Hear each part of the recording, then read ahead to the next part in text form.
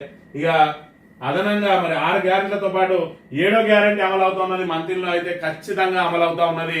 ఇక్కడ చూసుకున్నట్టయితే మరి అక్రమ కేసులతోటి ఏ విధంగా వేధిస్తా ఉన్నారు అనే విషయాన్ని ఒక్కసారి మనం గమనించినట్టయితే మరి ఇక్కడ చూడండి, మంత్రిలో నిన్నటి రోజున ఏదైతే మంత్రి మండల పార్టీ అధ్యక్షుడు ఐలి ప్రసాద్ అని చెప్పి ఆయన నిన్నటి రోజున ఒక ఫిర్యాదు చేసిండు. ఇక్కడ సోషల్ మీడియాలో అనిష్ట వ్యాఖ్యలు చేసిన వారిపై కఠిన చర్యలు తీసుకోండి అని మరి ఏదో దేశద్రోహుల మీద లేదంటే మరి రేపిస్ట్ల మీద మర్డరర్ల మీద మరి ఇక్కడ ఏదో కంప్లైంట్ ఇస్తే తీసుకున్నట్టు ఏ సాక్షాత్తు మరి ఎస్ఐ గారికి ఇస్తే సరిపోద్ది. ఇక్కడ సిఐ గారే మరి ఇక్కడ దగ్గరుండి తీసుకొని దగ్గరుండి కేసు నమోదు చేయించిన అంశాన్ని ఒకసారి మనం గమనించినట్టయితే ఇక్కడ ముందుగా ఫిర్యాదు కనుక చూసినట్టయితే క్రైమ్ నెంబర్ 62/2025 19th రోజు చేసిండు. మరి యాక్ట్ ఏంటంటే 353/2 అట బిఎన్ఎస్ ప్రకారం ఏమిచ్చింది కంప్లైంట్ అని అంటే,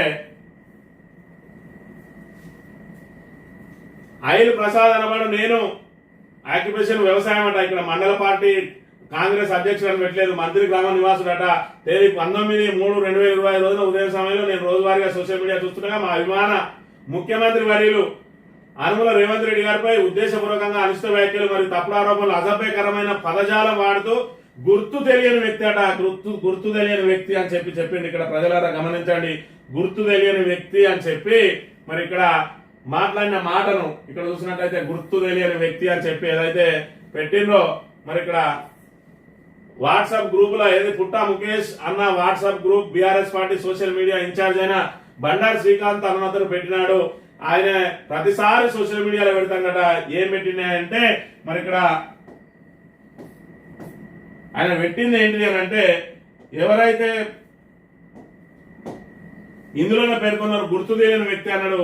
ఇక్కడ చూసినట్టయితే మరి ఆయన ఇచ్చిన అదే ప్రెస్ నోట్ లో ఏమున్నదంటే, అనిష్ట వ్యాఖ్యలు చేసిన వారిపై కఠిన చర్యలు తీసుకోవాలి. కాంగ్రెస్ పార్టీ మండలాధ్యక్షుడు ఐలి ప్రసాద్ అక్కడనేమో వ్యవసాయం చేసిన ఆయనే ఇక్కడికి వచ్చారు మండలాధ్యక్షుడు అయిండు. ముఖ్యమంత్రి రేవంత్ రెడ్డి మంత్రి దుద్దిల సీఆర్పై ఉద్దేశపూర్వకంగా అనిష్ట వ్యాఖ్యలు తప్పుడు ఆరోపణలు అసభ్యకరమైన పదజాలం వాడుతూ కొండా రవీందర్ అని మీకు తెలిసినప్పుడు కొండా రవీందర్ మీద మెన్షన్ ఎందుకు చేయలేదు, పేరెందుకు మెన్షన్ చేయలేదు అని అంటే, ఇక్కడ చూసుకున్నట్టయితే కొండా రవీందర్ మీద మెన్షన్ చేస్తే మరి ఇక్కడ ఏదైతే ఆయన దళితుడు కాబట్టి మరి ఇక్కడ దళితులు అంటే మాకు చాలా మరి ప్రేమ ఉంటది. మరి ఇక్కడ చూసుకున్నట్టే బండారు శ్రీకాంత్ అండ్ అదర్, ఈ అదర్ ఎవరా అంటే కొండ రవీందర్. మరి ఇక్కడ ఎఫ్ఐఆర్ లో ఎందుకు పెట్టలేదంటే, ఈ ఎఫ్ఐఆర్ అనేది బయటకు వస్తే దళితుల మీద కేసులు పెడతానని అంటారు. ఎందుకంటే దళిత జనోద్ధారకుడు కదా శ్రీధర్ బాబు, అందుకని చెప్పి దళితుల మీద కేసు పెడతానని అంటే మరి ఇక్కడ మన మీద దళితుల లోపల మన మీద వ్యతిరేకత ఏర్పడే అవకాశం ఉంటాయి కాబట్టి దొడ్డిదారణ పెట్టండి అని చెప్పిండ్రు. దొడ్డిదారణ అంటే అండ్ అదర్ అని పెడితే రేపు మరి ఇక్కడ కోర్టులోకి పోయినప్పుడు ఛార్జ్ షీట్ లో ఆ రోజు కొండ రవీందర్ పేరు వస్తుంది. అప్పటికి ఇదంతా సమసిపోతాయి కాబట్టి దళితుల మీద కేసు పెట్టినట్టుండదు. దళితులను కేసులు పెట్టాలి, వేధించాలి, కానీ మనకు వేధించినట్టు ఎవరికి కనబడద్దు. రెండోది బండారు శ్రీకాంత్ ఏం చేసిండే పుట్టామాలు చేసే కార్యక్రమాలు ఏ ఉన్నా కూడా వాటన్నింటినీ కూడా సోషల్ మీడియాలో పెడతాడు. ఆ సోషల్ మీడియాలో పెట్టడం తప్పట. ఇక్కడ చూసుకున్నట్టయితే మంత్రిని అక్రమ కేసులకు నిలయంగా మారింది.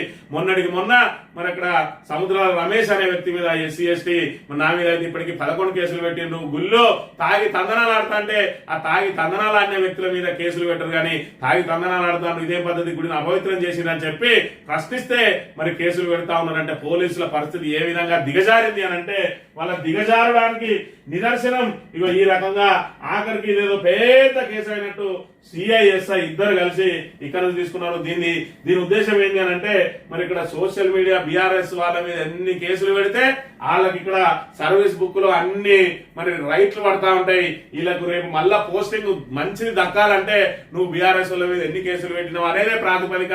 కాబట్టే మరి ఇక్కడ వీళ్ళు మంత్రి నియోజకవర్గంలో ఉవ్విళ్ళు ఉడతారు.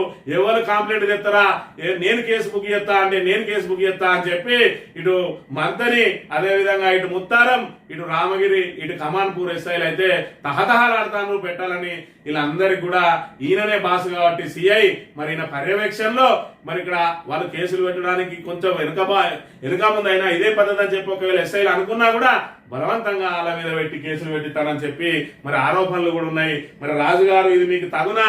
సిఐ గారు ఒకసారి ఆలోచన చేయాలి. ఈ రకంగా తప్పుడు కేసులు పెట్టుకుంటా పోతా అంటే మరి ఇక్కడ మీకన్నా కొంచెం అనిపించలేదా ఇది కేసు పెట్టదగ్గ అంశమా పెట్టదాని అంశమా? మరి నిజంగానే పెట్టినట్టయితే ఆయన గుర్తు తెలియని వ్యక్తి అని పెట్టాల్సిన అవసరం లేదు. మంతని మండలానికి సంబంధించిన బీఆర్ఎస్ యూత్ అధ్యక్షుడు కొండ రవీందర్, ఆయన పేరు తెలియదా ఐలి ప్రసాద్ నీకు? మరి అలా గుర్తు తెలియని వ్యక్తి అని పెట్టిన వారంటే మీ డొంక తిరుగుడు మరి ఏ విధంగా ఉన్నది? మీ డొంక తిరుగుడు ఏషాలు, మీ దొంగేషాలు ఏ విధంగా ఉన్నాయి అనేది ఇక్కడ కనబడుతూనే ఉన్నది. శ్రీధర్ బాబుకు దళితులను వేధించాలి, కానీ దళితులను వేధించినట్టు జనాలకు మాత్రం తెలియదు. అందుకని చెప్పి కొండ రవీందర్ పేరు పెట్టకుండా బండారు శ్రీకాంత్ పేరు పెట్టి ఆ పోరన్ని ఇంకోసారి బయట ఎక్కడ కూడా పోస్టులు పెట్టకుండా వేధించాలనేది వీళ్ళ వ్యూహం. మరోవైపు కొండ రవీందర్ మీద కూడా కేసు కావాలి, కానీ ఆ కేసు అయినట్టు ఎవరికి తెలియదు, శ్రీధర్ బాబు పెట్టించినట్టు ఎవరికి తెలియదు. అందుకని చెప్పి గుర్తు తెలియని వ్యక్తి అన్నాడు. ఇప్పటికైనా ఆ మాట్లాడింది ఎవరో, నీకు మంత్రి మండల యూత్ అధ్యక్షుడు ఎవరో, బీఆర్ఎస్ యూత్ అధ్యక్షుడు తెలియదు, నువ్వు కాంగ్రెస్ మండలాధ్యక్షునిగా ఎట్లా కొనసాగుతున్నావు మరి అనే విషయాన్ని ఐలి ప్రసాద్ ఒకసారి మననం చేసుకోవాలి.